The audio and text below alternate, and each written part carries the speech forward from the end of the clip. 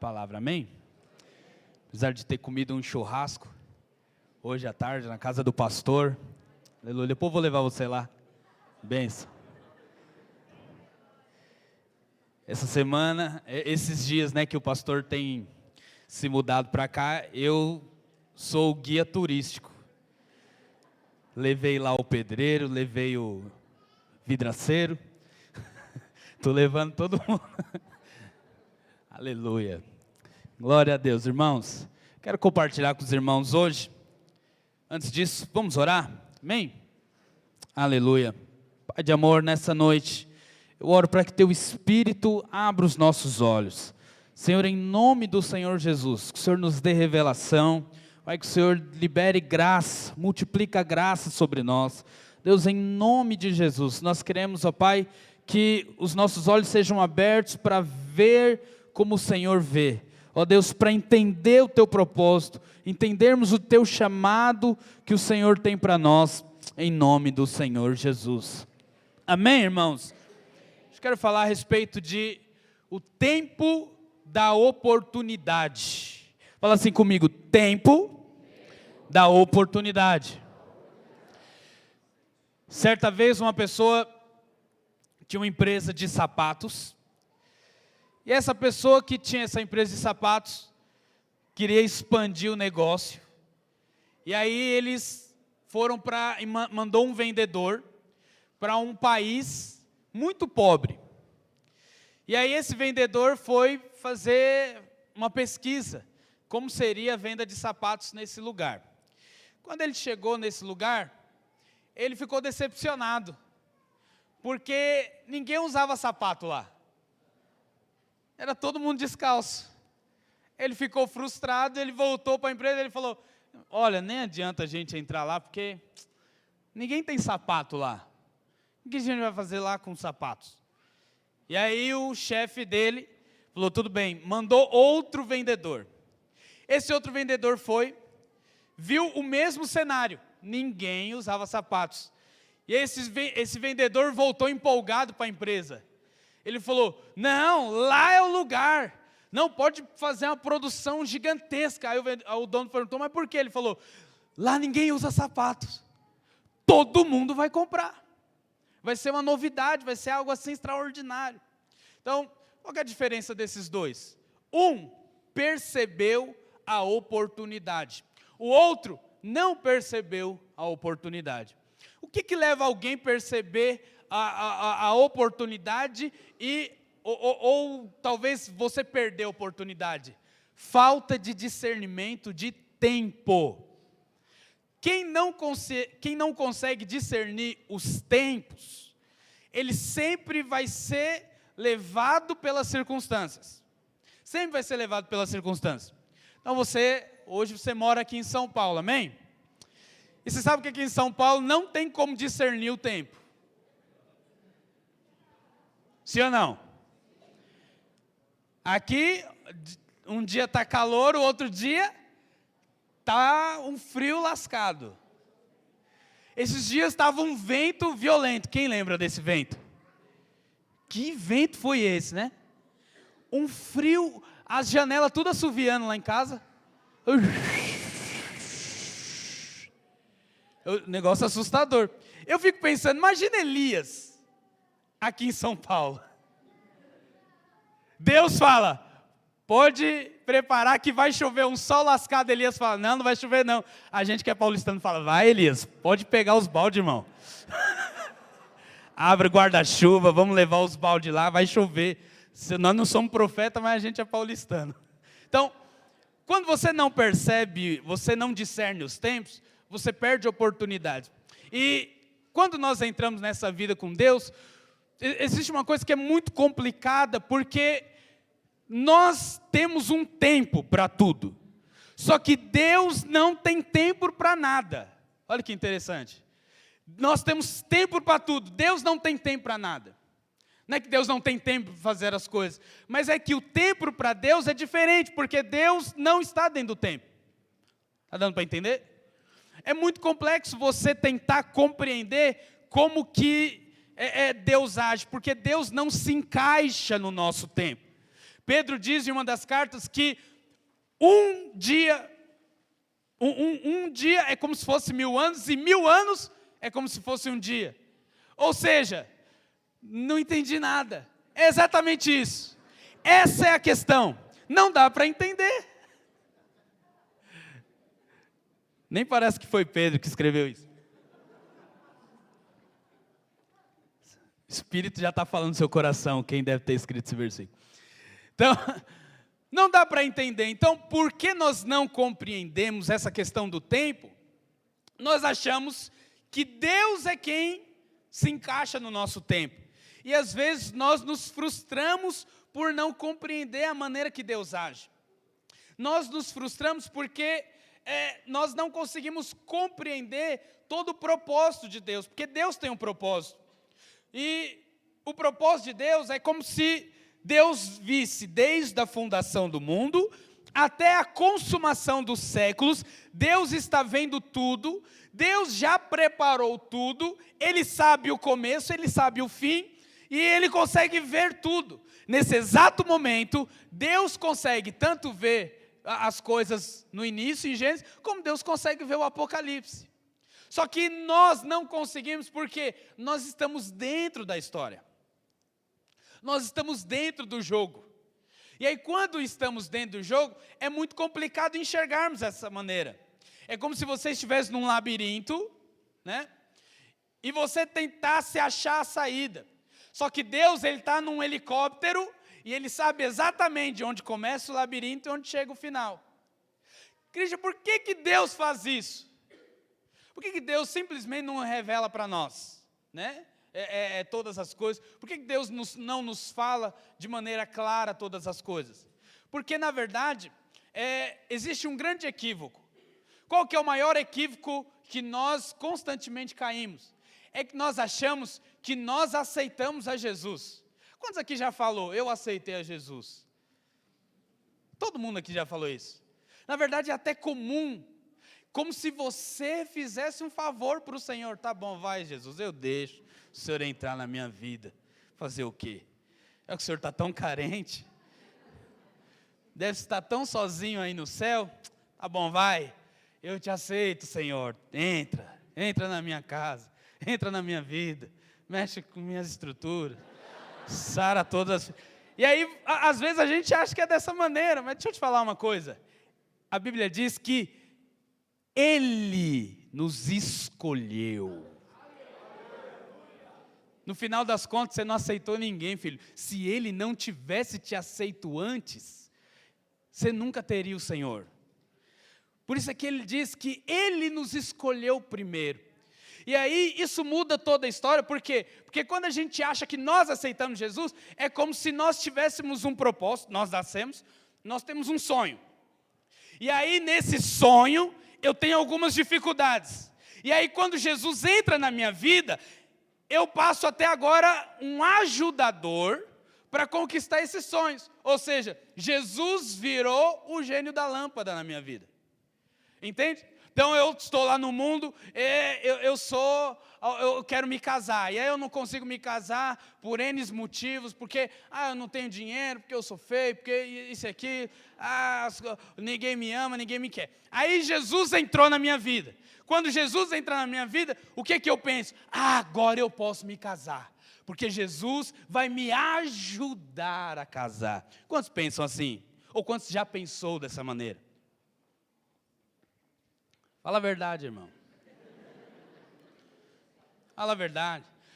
Você está ali buscando os seus sonhos, e às vezes você, até mesmo a gente compartilha no encontro, palavra de sonhos, muitos sonhos são restaurados, e muitas pessoas voltam a sonhar, mas presta atenção. O grande equívoco é você achar que Jesus entra na sua história, sendo que na verdade não é assim que funciona. Deus nos criou para o propósito dEle. Ele tem um plano. O plano principal é dEle. Ele projetou tudo primeiro. Deus, na sua plenitude dos tempos, Ele decidiu nos criar, Ele decidiu nos escolher, Ele nos fez a sua imagem, sua semelhança, para que tenhamos comunhão com Ele e vivamos com Ele a eternidade toda. Esse plano é meu ou é seu? Esse plano... Não, eu perguntei errado.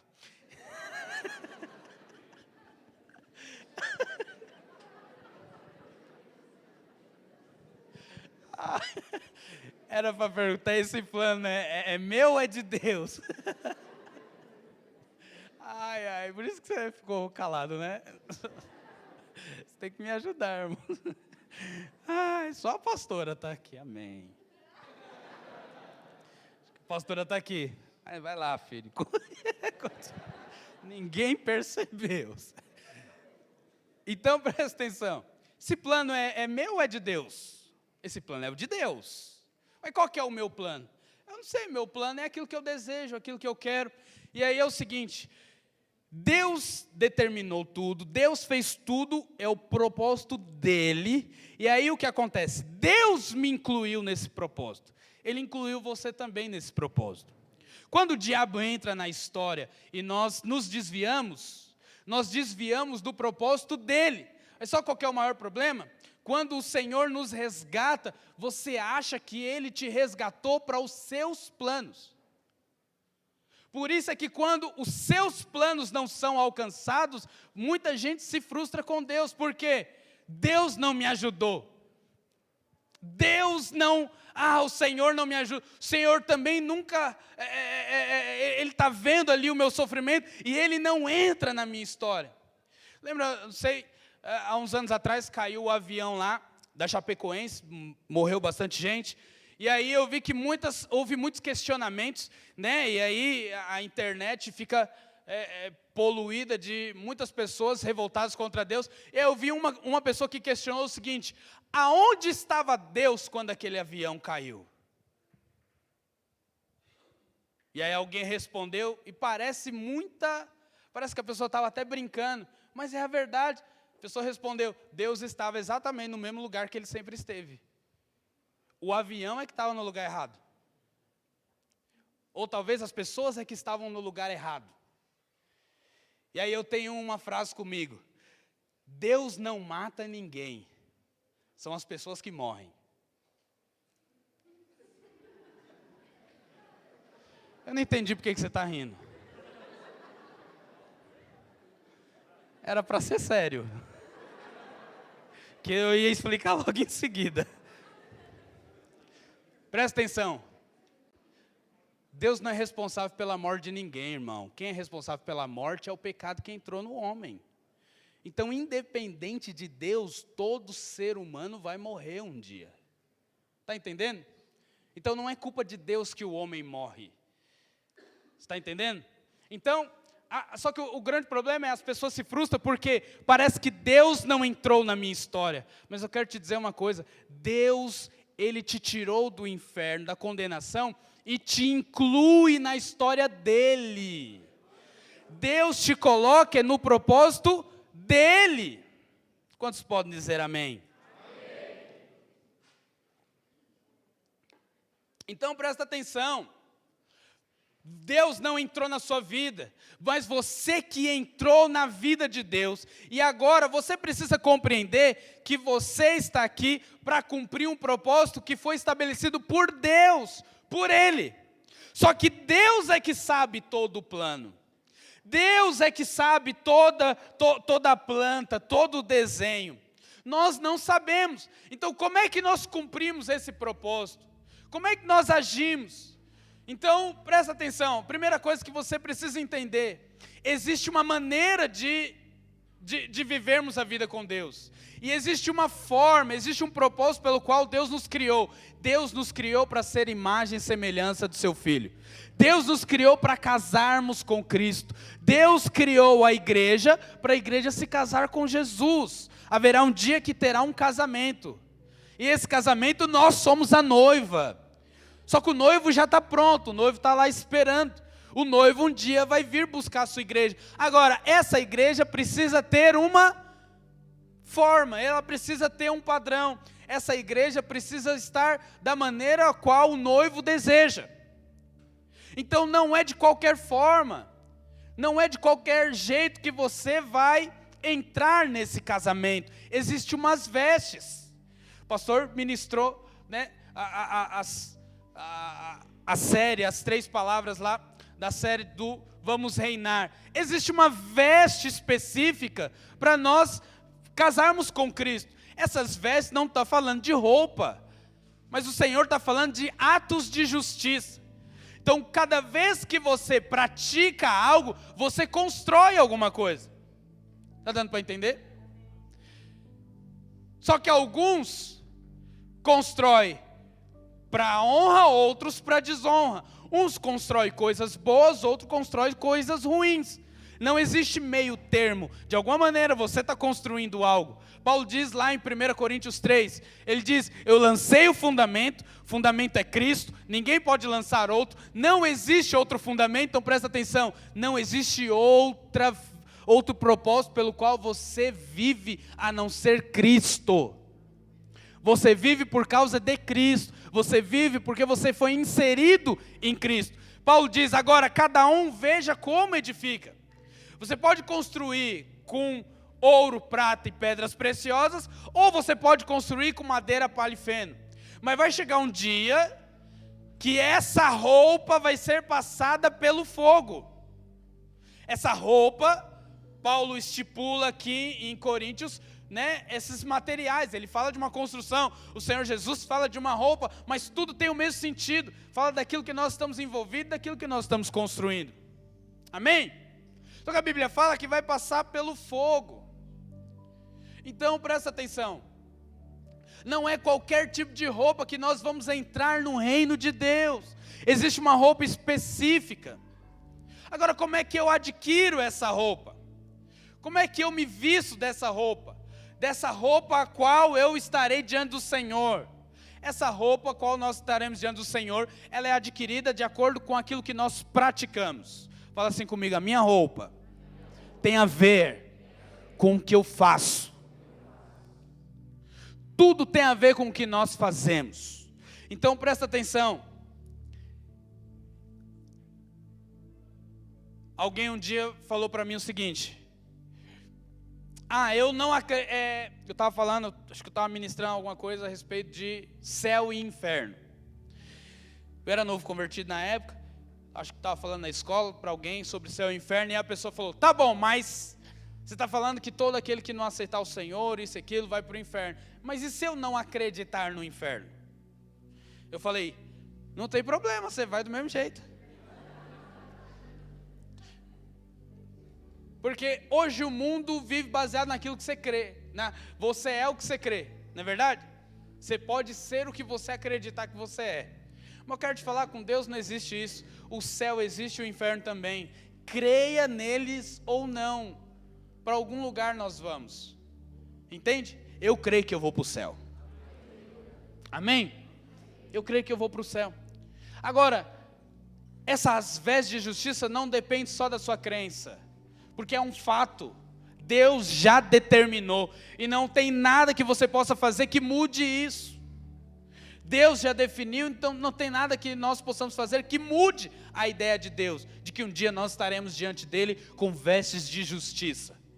Nós estaremos diante dele para um casamento. Esse é o propósito. Nós fomos incluídos em Cristo para isso, para esse propósito. Agora, tudo aquilo que nós precisarmos para esse propósito, você pode ter certeza que Deus vai nos dar.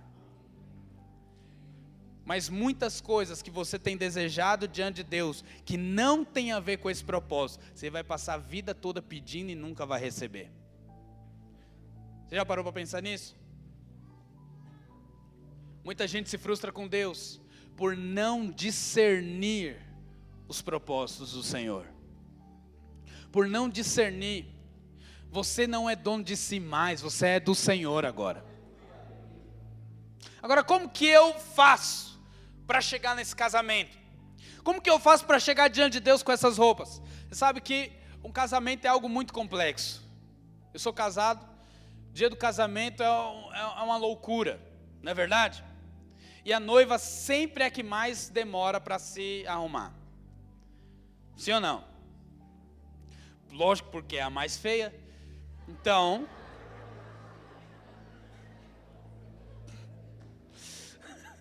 falou bonitão, né? Tô brincando, mas você sabe, o noivo, eu lembro no dia do meu casamento, eu tinha marcado o casamento para 8 horas da noite. 6 horas eu estava de bermuda, chinelo, camiseta, no prédio. Porque, engraçado, o noivo não tem o dia do noivo. O dia do noivo é dia de ficar resolvendo as coisas. Ver se a moça do doce chegou, se vai ter bolo, se, né, tá tudo em ordem e tal. Esse é o dia do noivo. Então eu estava no meu dia. Tinha acabado de comer um x-tudo, porque estava com os irmãos lá, e eu estava com meu sogro também. A gente estava lá no dia do noivo, vendo se estava tudo em ordem. E aí eu tinha chamado uma irmã para ser cerimonialista. Eu nem sei se eu falei certo. A moça que organiza. Só que ela era uma irmã muito brava. E aí eu lembro que eu estava todo desarrumado no prédio, ela me grudou, ela falou: vai tomar o seu banho agora.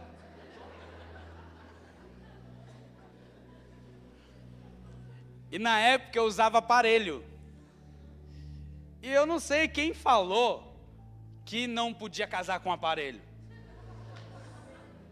Por que pode casar com aparelho? Tem que tirar, pastora? Para ficar na foto, né? Eu tirei e nunca mais pus. Porque na verdade eu pus para casar. Casei, garanti. O que Deus uniu, o homem não separa. Não vai ser 4 dentes a mais que vai resolver. Que vai gerar o divórcio. Você sabe que eu tenho 4 dentes a mais. É um mistério isso. Me chamavam de Lacoste, de um monte de coisa. Então, irmão, sem brincadeira, em 10 minutos, eu tomei banho, me troquei, arranquei o meu aparelho com alicate de unha. 10 minutos eu estava pronto. Me casei no sábado, aluguei minha roupa na quarta. Porque como que você aluga a roupa do homem? Pelo preço, lógico. Você vê, tem a digital, a mais barata, lógico que é essa. Por quê? Porque ninguém presta atenção muito assim no noivo. Mas a noiva tem que ser adornada. Ela tem que estar bonita, tem que estar arrumado, vestido de 5 mil reais. Não é verdade? Tainá até cogitou. Se a gente fizesse assim, eu entrasse primeiro. Eu falei, com vestido de 5 mil? Não, tem que ter suspense. Tem que ter suspense. 5 mil reais para entrar, aí, perdeu a grana, depois vem o outro de 200 conto. Não, eu vou entrar primeiro, ninguém percebe, o noivo entra, ninguém vê, o louvor nem começou às vezes, e o noivo já está lá na frente com a mãe. Aí a noiva tem a música específica e tal.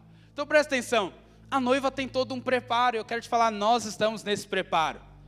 O noivo está pronto, mas nós estamos sendo moldados e preparados para um propósito. Fala assim, eu estou sendo preparado para um propósito. E esse propósito é um casamento. Por isso é que agora, você e eu estamos incluídos nessa vida. Por isso é que agora nós estamos sujeitos a uma série de coisas. Por isso que nós estamos sujeitos a viver uma vida como igreja.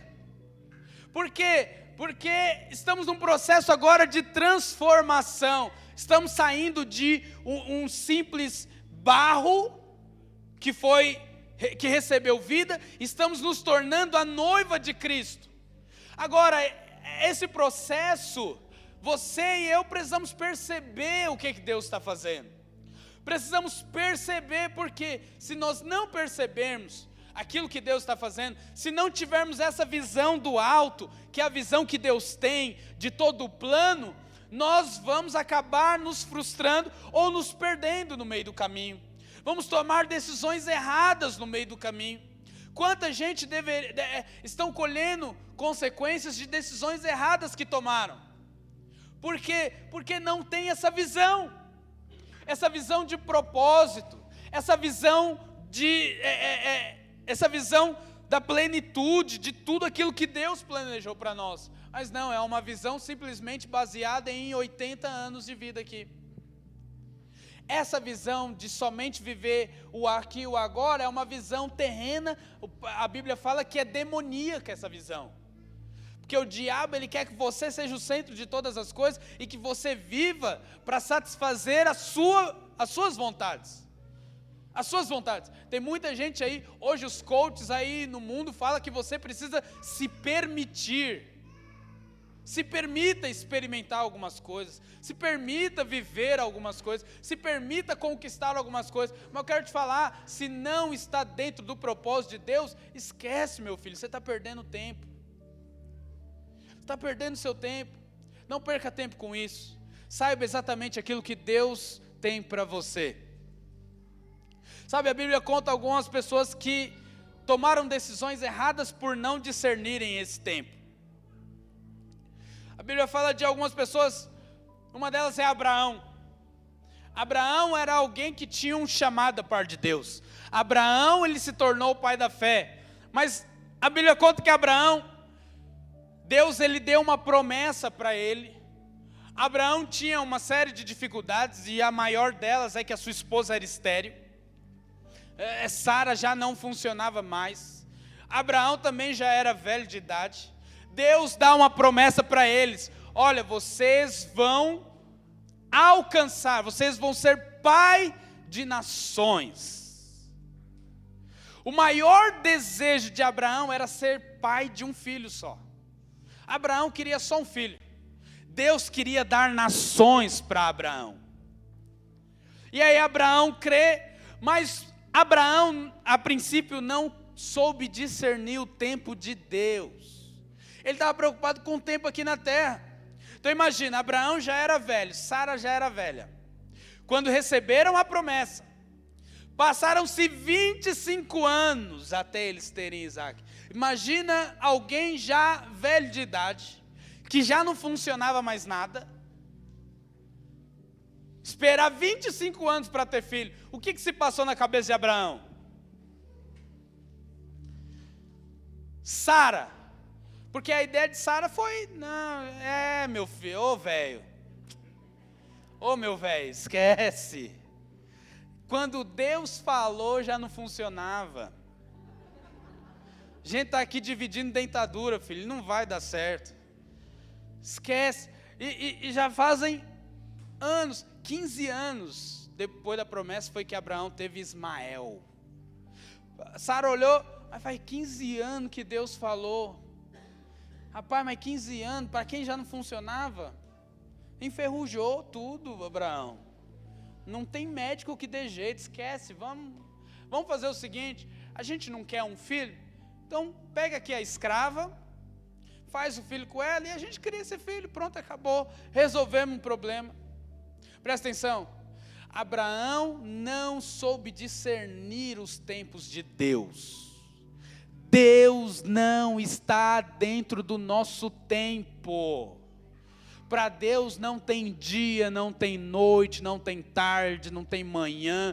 Deus era e sempre será. Deus não tem princípio de dias e Ele nunca vai morrer. Deus não nasceu. Já parou para pensar nisso? Deus não nasceu, Ele é. Ele é. No princípio só existia Ele. Ele é o princípio de tudo. E Abraão, e talvez a gente não consegue entender isso. E por isso, nós vivemos uma vida fazendo as coisas na força do nosso braço. Quantos sonhos e quantas coisas Deus já colocou no seu coração que Ele faria através da sua vida. Mas quanto tempo às vezes essas coisas demoram? E aí por que demoram? Ou porque as circunstâncias dizem o contrário, você vai lá e tenta fazer da maneira que você quer. Você vai lá e tenta pôr a mão e tenta agir. Sabe, Abraão fez isso. e gerou um grande problema. Talvez hoje você está vivendo um grande problema porque você tentou fazer aquilo que Deus não mandou você fazer. Tem muito casamento que está dando errado. Aí você pergunta, mas aonde vocês se conheceram? Nos conhecemos na balada. É claro que vai dar errado. É óbvio que vai dar errado. Deus não me ama. Claro que Deus te ama. Você é que não se ama. Você é que não consegue enxergar que tem coisas que nós tomamos decisões de maneira errada. Eu consegui, semana do encontro, alguma pessoa falou para mim, não vai dar para ir para o encontro porque eu consegui um emprego. Irmãos, é de Deus trabalhar, sim ou não? Mas você sabe, sempre quando Deus tem uma porta para abrir, o diabo sempre abre uma antes para testar você. Presta atenção. Christian, onde que isso é bíblico? Vai ler lá em Êxodo. Deus fala para Moisés, sai e leva o povo para o deserto para adorar. Aí Moisés vai lá e fala com o faraó, olha, Deus mandou a gente ir para o deserto, nós vamos lá adorar o Senhor. O que faraó fala para os servos dele? Faz o seguinte, o povo é muito grande, esses hebreus têm crescido muito, se eles se revoltarem contra nós, eles vão nos matar. Vamos fazer o seguinte, aumenta o trabalho deles, para eles não terem tempo de servir a Deus. E você achando que o emprego que te tira da igreja é de Deus. Faraó falou isso. Dobra o trabalho. Antes davam os tijolos para ele, agora eles vão ter que fazer o tijolo. E produzir a mesma coisa. Para quê? Eles querem adorar a Deus porque estão ociosos. Eles querem ir para o deserto servir a Deus porque não tem o que fazer. Está sobrando tempo, então põe trabalho neles. Entende como que as coisas funcionam?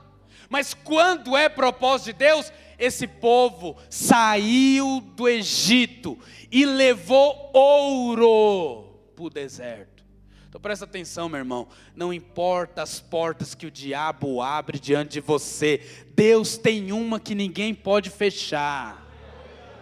E a que Deus abre sempre prospera mais. Ninguém explica como é que esse povo foi para o deserto e levou ouro do Egito. Como que o escravo tinha acesso ao ouro? O escravo não tinha acesso ao ouro, mas quando eles saíram do Egito, eles levaram ouro. Parece uma loucura. Faraó era um endemoniado, mas eu acho que Deus falou, vou possuir ele com o Espírito Santo. Aí ele ficou possuído pelo Espírito, abençoou todos os escravos. Vai lá, meus filhos, vão. Adora, leva ouro, leva tudo que vocês conseguirem pegar. Depois que todo mundo estava no meio do deserto, já uns quilômetros, aí eu acho que o Espírito saiu de Faraó pensou, falou, lascou, o que eu fiz? O povo foi embora, mas é assim que Deus faz. Então Abraão gerou Ismael, e às vezes nós geramos muitos problemas. Ismael é um problema até hoje. Os muçulmanos são os descendentes dos ismaelitas. Isso é um problema até hoje, até os dias de hoje. Então, às vezes nós sofremos muitas consequências por causa de decisões que nós tomamos sem discernir o tempo de Deus, sem saber qual que é exatamente o propósito de Deus, sem saber o porquê que Deus nos colocou nisso. Outra pessoa que decidiu, fez da maneira errada é Moisés. Moisés, ele recebeu um chamado da parte de Deus. Deus chamou Moisés para libertar os egípcios, libertar os israelitas do Egito. E aí Moisés, quando recebeu esse chamado, ele falou, é agora, amém, eu creio, é isso mesmo, Senhor, vamos para cima, é isso aí, vamos lá. Ele viu um egípcio brigando com o hebreu, ele meteu-lhe o porrete na cabeça do egípcio, matou o egípcio e falou, é assim que se faz. Eu fui chamado para libertar o povo. Pronto, e acabou. Já viu aquele líder de célula que só critica, aquele meme que só critica o líder? Joga no meu peito, pastor Helder. Dá aquela célula para mim que você vai ver o que eu vou fazer.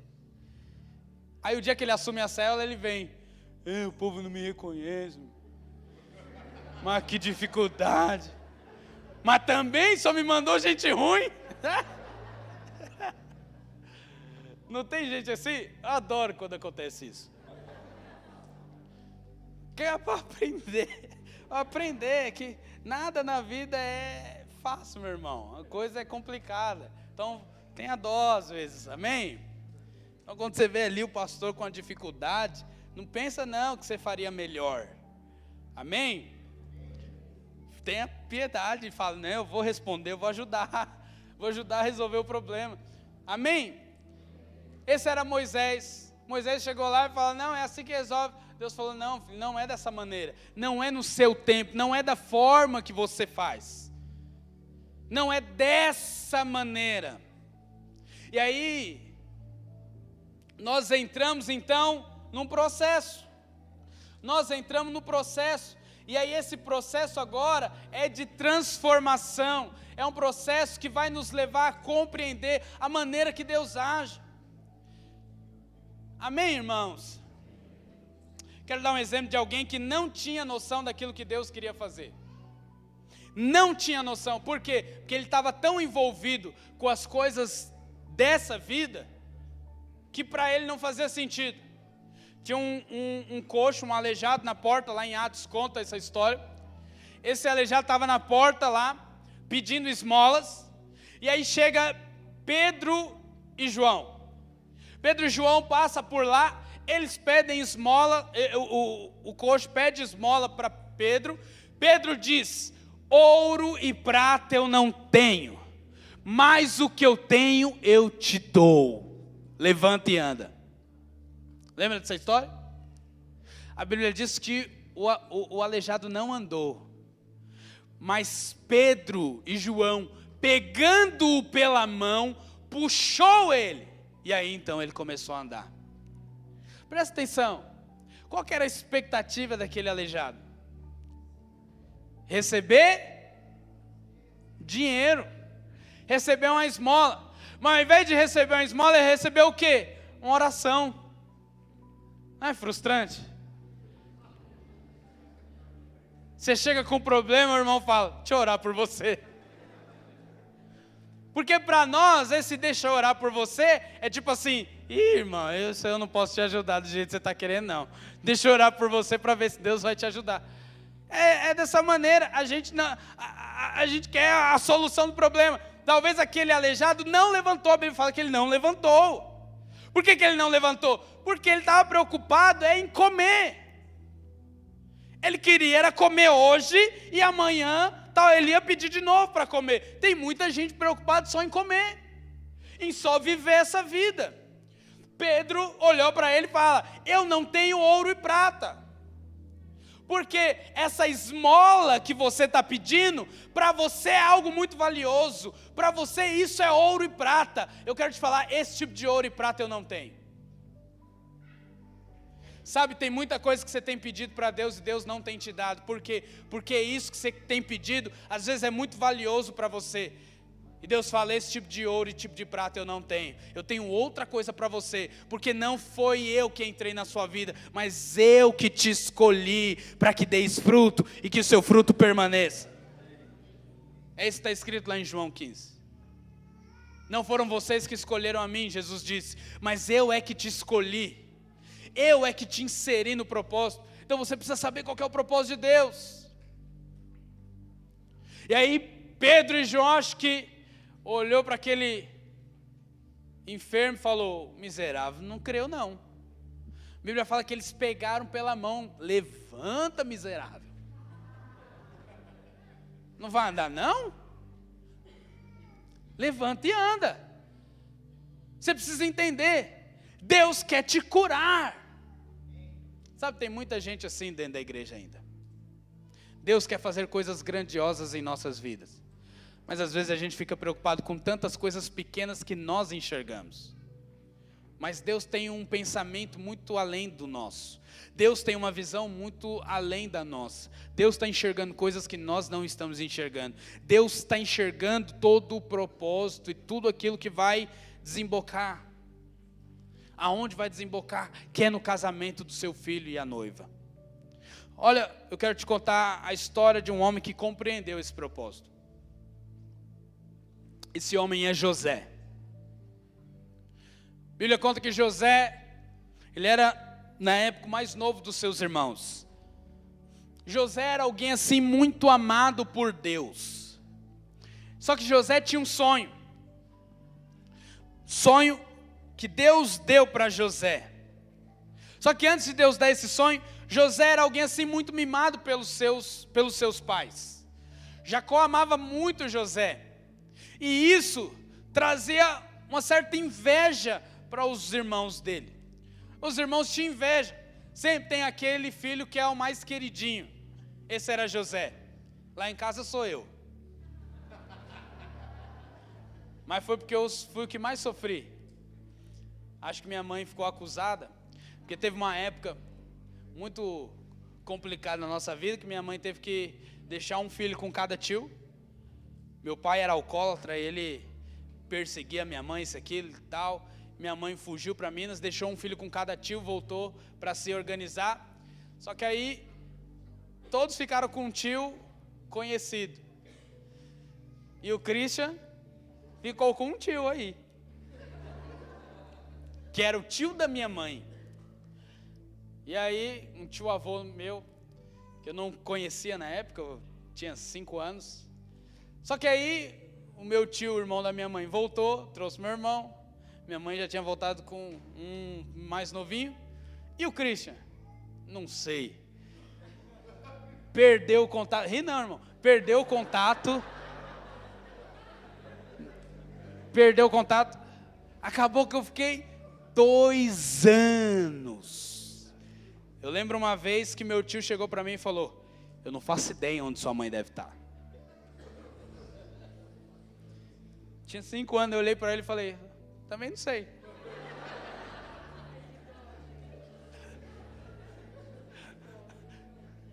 Que dó, irmão.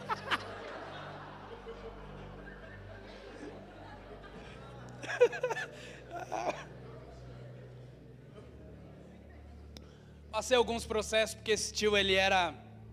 Mas eu enxergo que tinha um propósito de Deus, porque esse era um tio que ele era crente. O cara era crente, assim, muito firme. Eu acredito que uma semente foi plantada no meu coração naquela época. Porque uma das razões pelo qual o meu tio conseguiu achar minha mãe de alguma maneira, depois de 2 anos, minha mãe conseguiu, na verdade, ele tentava ter contato com minha mãe tentava, e você sabe, naquela época não tinha WhatsApp nem nada. Aí, achou, meu tio mandou uma carta para minha mãe dizendo: essa cidade, irmão, eu morava em Itaubim, em Minas, na divisa com a Bahia, longe. Meu tio mandou uma carta para minha mãe falando: essa cidade é muito pequena para aquilo que Deus tem para ele. Minha mãe... Não entendi, mas devolve.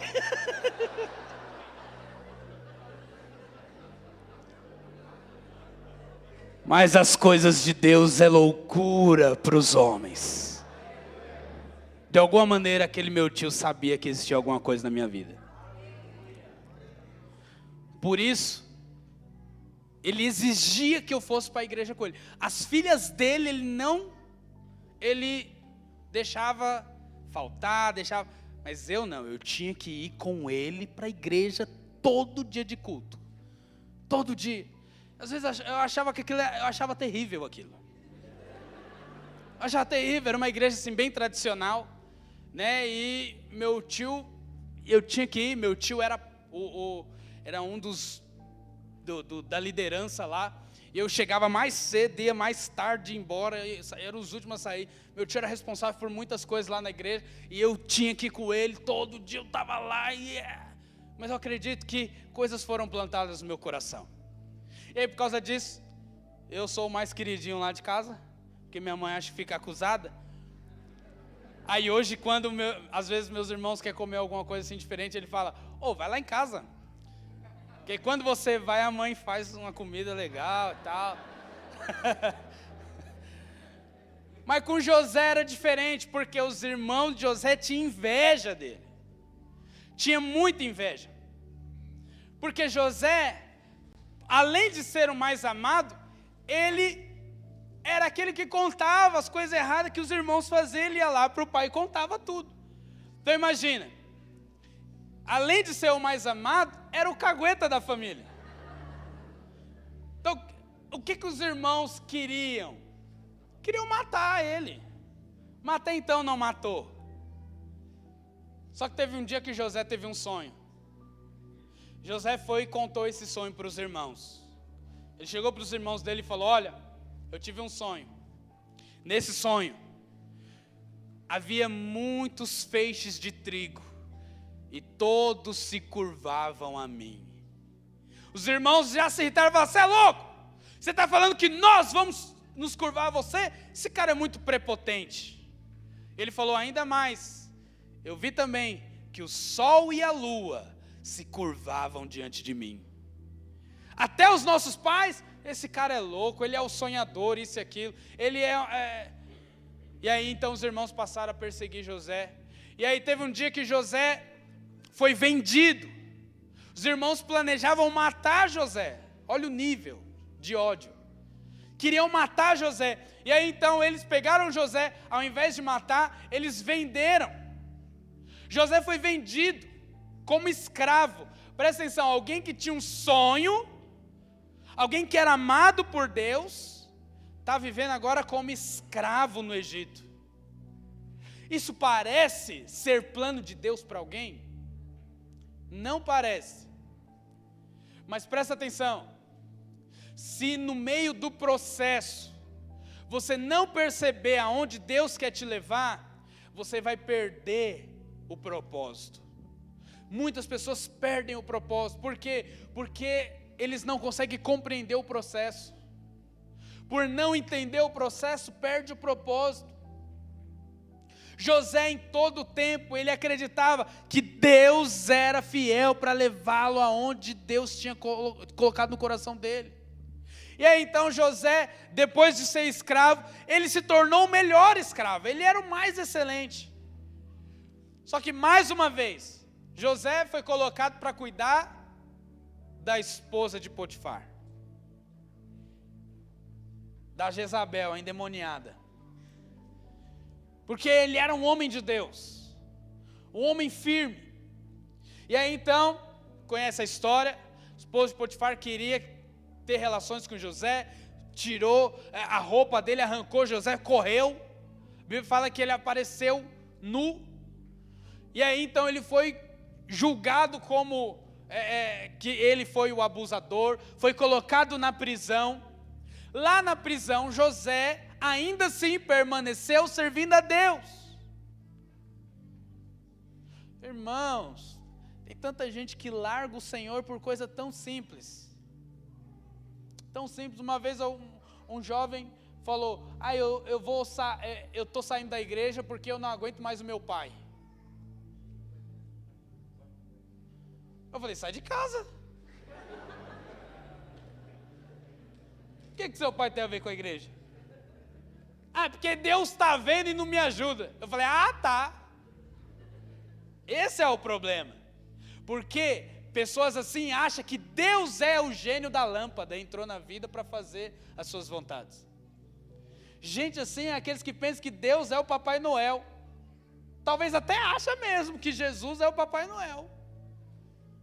Faz a listinha, né, de presentes, põe aqui na festa das primícias, fiz os meus pedidos, fui obediente, então Papai Noel, Papai do Céu, tudo a mesma coisa, me dá esse ano.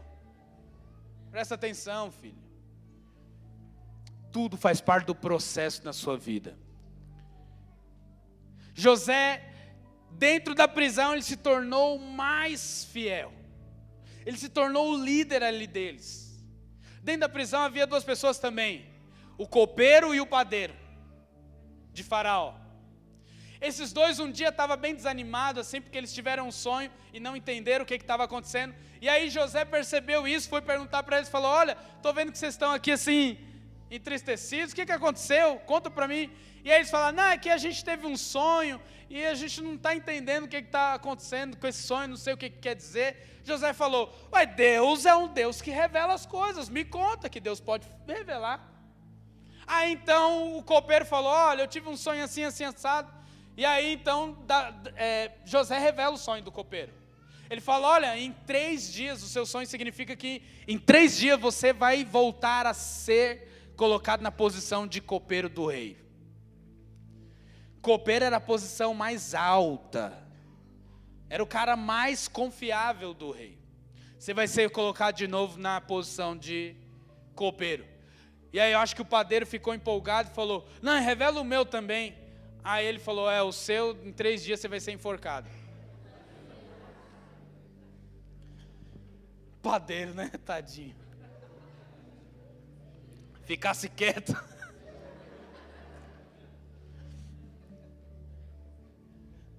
Mas em 3 dias, o padeiro foi enforcado. Mas o copeiro foi colocado na posição. Só que José fala uma coisa para o copeiro. Ele fala o seguinte, quando Deus... O padeiro esquece, filho, você vai morrer daqui 3 dias, então fica... Vai orar, vai dormir, sei lá, vai... Agora falou para o copeiro, quando você estiver lá, do lado de Faraó, lembra de mim, eu estou preso aqui injustamente. Você sabe que eu sou inocente no que aconteceu. Não foi culpa minha, lembra de mim. E aí o copeiro falou, não, tudo bem. Quando o copeiro foi colocado e tudo, a Bíblia fala que ele se esqueceu de José. Depois desse episódio, 2 anos se passaram. Esses 2 anos que se passou, como José estava dentro da prisão? Será que ele estava desanimado, desacreditado daquilo que Deus tinha para ele?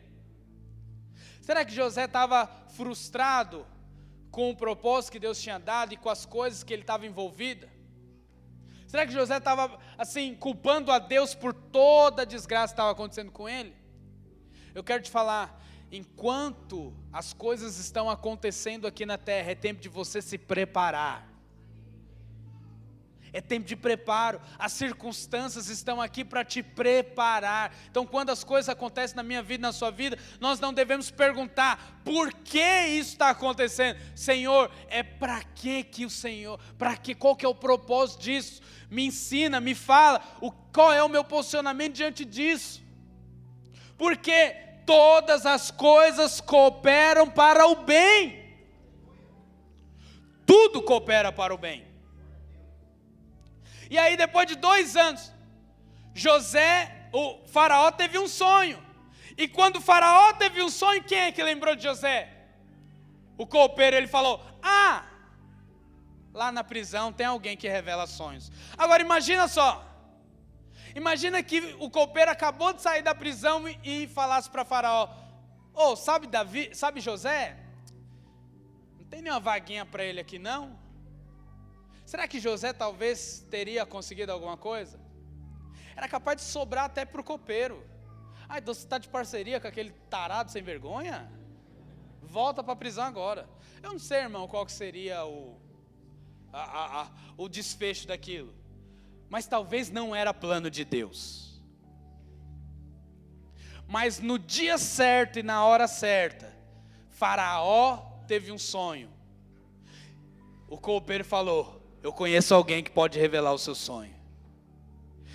Quando então ele revelou o sonho, José foi colocado diante de Faraó e revelou o sonho. A condição daquilo era que ele se tornasse governador do Egito. Não só isso, ele deu um anel de sinete. Toda a autoridade estava sobre José, exceto quando o faraó estivesse no trono. Presta atenção numa coisa. Deus quer tirar você de uma cisterna e colocar você assentado num trono. Mas isso vai passar por um deserto, talvez por uma prisão, talvez por uma calúnia, talvez por uma pressão, talvez por uma necessidade, talvez por fome, talvez por N circunstâncias, mas você precisa entender, tudo está no propósito eterno de Deus, basta você ter conhecimento, ter entendimento, ter uma visão aberta. Deus me falou, Ele é fiel para cumprir. Se Ele me falou, Ele vai cumprir. Olha, mas como que vai cumprir? Olha as suas condições, parece que você está retrocedendo. Então fala para o diabo: eu estou retrocedendo. Não, diabo, eu estou pegando impulso. Porque constantemente o diabo vai ficar, tá vendo aí, ó? Ixi, falou que você ia ser isso, falou que você ia ser aquilo, falou que você ia conquistar, falou que você ia ter um casamento abençoado. Olha aí o que está acontecendo, olha as circunstâncias à sua volta, olha as coisas dando errado para você. Presta atenção, tudo faz parte do propósito eterno de Deus. Deus está preparando você. Deus é aquele que pega a maldição e transforma em bênção. Deus é aquele que pega as dificuldades e transforma em uma escada para você crescer. Meu irmão, deixa eu te falar, talvez hoje eu não seria pastor se o meu tio talvez não tivesse investido. Mas para eu estar lá do lado daquele meu tio, que plantou uma semente no meu coração, eu tive que passar por uma necessidade, que não foi confortável. Talvez naquele momento eu não estava entendendo. Então por que Deus não me fala? Porque Deus quer me ensinar uma coisa. Deus quer me ensinar que Ele é o meu pastor e nada vai me faltar. Você crê nisso? Você crê? Sabe, o Salmo 23 é algo poderoso. Porque o Salmo 23 se cumpriu na multiplicação de pães. Davi citou esse salmo como que fosse um profeta. Porque pensa, Jesus está lá 3 dias, o povo estava quase morrendo, mas não largava de Jesus. Aí os discípulos falam: Senhor, manda esse povo embora que eles vão morrer de fome. E aí é como se Davi estivesse ali no meio do povo. Ele fala: não vamos embora não, porque Ele é meu pastor, nada vai me faltar. Jesus fala: então se assente nos pastos verdejantes, em grupo de 10, de 100, de 50. Jesus pega o pão e passa a alimentá-los. Presta atenção, Deus é um Deus que move montanhas por causa de você. Mas antes você precisa aprender a confiar nele. Para você aprender a confiar nele, ele precisa tirar tudo aquilo que é natural da sua vida. Deus queria ensinar o povo a depender dele. Quando eles entraram no deserto, Deus cessou, não podia ter alimento, tinha o alimento somente na hora certa. Por quê? Eles tinham que aprender a depender. Quero finalizar lendo para você um versículo. Está lá em Gênesis capítulo 45.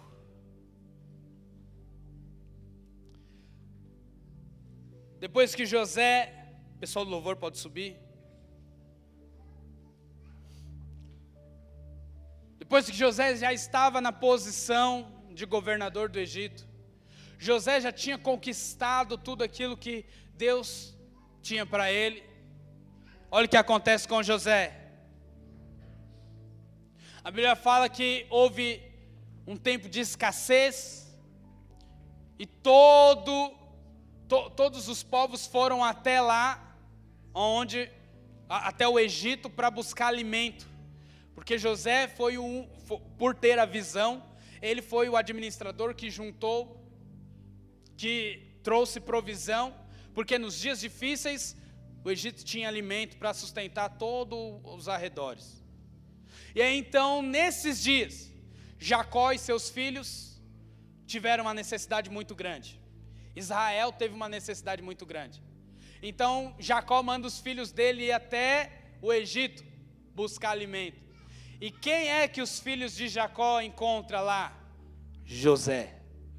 Aqueles a quem eles achavam que tinha sido escravo por resto da vida. Lembra do sonho de José? Que todos os feixes se curvariam diante dele. Esse foi o dia que se cumpriu. E aí então, depois José, ele se segura para se revelar, chama os pais também. Quando está todo mundo diante dele, olha o que a Bíblia diz aqui. No 45, verso 4. Disse José a seus irmãos: peço-vos, chegai-vos a mim. E chegaram-se, então disse ele: eu sou José, vosso irmão, a quem vendeste para o Egito. Agora, pois, não vos entristeçais, nem vos pese os vossos olhos por me haverdes vendido para cá, porque para conservação da vida Deus me enviou adiante de vocês. Porque já houve 2 anos de fome na terra, e ainda resta 5 anos, em que não haverá lavoura e nem cega, pelo que Deus me enviou adiante da vossa face, para conservar a vossa sucessão na terra, e para guardar-vos em vida, por um grande livramento. Assim não fostes vocês que me enviaram para cá, senão Deus foi quem me colocou por pai Faraó e por senhor de toda a sua casa e como regente em toda a terra do Egito. Alguém que não entende isso, ele fica procurando uma série de culpados para as coisas que dão errado na vida. Mas José estava diante de todos os culpados. Ele disse: não entristeçam por aquilo que vocês fizeram, porque não foi vocês que me enviaram para cá, foi Deus que me colocou nesse lugar para preservar a vida de Israel.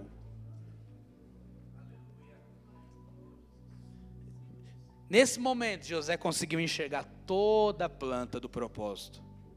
Sabe, eu quero te falar, nós estamos dentro desse desenho, estamos dentro desse caminho. Às vezes nós não compreendemos os caminhos de Deus. Mas essa noite, minha oração é para que Deus abra os seus olhos, para que você possa enxergar da maneira que José enxergou.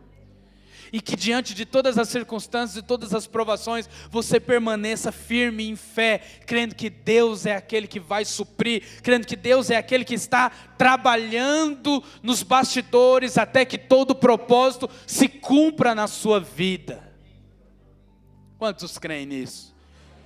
Quero finalizar contando uma historinha para você. Havia um rei, esse rei tinha um escudeiro, esse escudeiro era um cara muito crente. E ele cria que todas as coisas cooperam para o bem dos que amam a Deus. Todas as coisas. Só que esse rei era ímpio e não acreditava nisso. Ele fala: não, isso aí é mentira, isso aí é besteira. Mas o escudeiro fala: não, isso é verdade, rei, acredita. Todas as coisas cooperam para o bem. Aí o rei nunca acreditou nisso, e um dia eles estavam numa guerra. O rei foi para uma guerra, e nessa guerra o rei perdeu o dedo. Não, o Lula não. O rei perdeu o dedo. Aí o rei ficou furioso: eu perdi meu dedo, pelo amor de Deus. Aí o escudeiro falava para ele: não, rei, mas fica firme, porque todas as coisas cooperam para o bem dos que amam a Deus. O rei ficou irritado com ele e mandou o escudeiro para a prisão. Vai ser preso por falar tanta mentira. E aí um dia o rei foi para uma outra guerra. Nessa outra guerra o rei foi, o exército foi morto, o rei foi capturado, e ele parou numa tribo de canibais.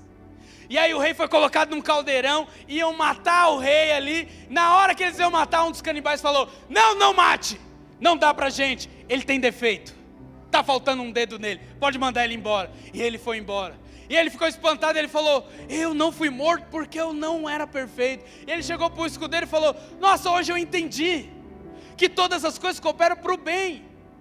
Deus permitiu eu perder um dedo porque Ele sabia dessa guerra, e que nessa guerra eu poderia morrer. E aí o escudeiro fala: é verdade, Senhor, Deus faz isso, todas as coisas cooperam para o bem. Aí o rei falou: mas eu estou com uma dúvida, por que Deus permitiu então que você fosse preso? Ele falou: para não ter ido com o Senhor nessa guerra, porque eu tenho todos os dedos. Todas as coisas cooperam para o bem daqueles que amam a Deus. Fica de pé no seu lugar. Deixa eu te falar uma coisa, meu irmão. Eu quero fazer um apelo essa noite, para você que quer enxergar dessa forma, você que quer ver dessa maneira. Sabe, muitas vezes nós tomamos decisões erradas por não enxergar da maneira correta. Muitas vezes damos murro na ponta de faca por não conseguir perceber o que Deus está querendo gerar em nós. E por causa disso, nós saímos do propósito de Deus. Saímos do propósito de Deus e corremos atrás do nosso propósito. Mas às vezes aquilo que nós queremos é madeira, palha e feno. Vai chegar um dia que o fogo vai passar e não vai sobrar nada diante de Deus. Somente aqueles que constroem ouro, prata e pedras preciosas chegam diante de Deus com vestes de justiça. Mas aqueles que têm vestes de justiça são aqueles que vivem como José. Não importam as circunstâncias, a minha vida está nas mãos do Senhor. Ele é o Senhor dos tempos. Não importa a demora, não importa as circunstâncias, não importa as condições, não importa as pessoas, não importa os lugares, não importa nada. Aonde eu estiver, eu estarei no centro da vontade de Deus, porque Ele é quem me guia, Ele é quem me guia pelas veredas da justiça, porque Ele é o meu pastor, nada vai me faltar. Ele é quem faz todas as coisas na minha vida, por isso eu vivo em paz. Davi cita, Ele me faz repousar em pastos verdejantes, leva-me junto às águas de descanso, em meio a todas essas circunstâncias. Se você é esse que quer enxergar dessa maneira, sai do seu lugar e vem aqui à frente, e fala: Senhor, abre os meus olhos agora, Senhor, abre os meus olhos agora, Senhor, tira agora toda a escama, tudo aquilo que tem ofuscado o teu propósito, tudo aquilo que tem tomado, ó Deus, a visão correta das coisas, tudo aquilo que às vezes tem me enganado.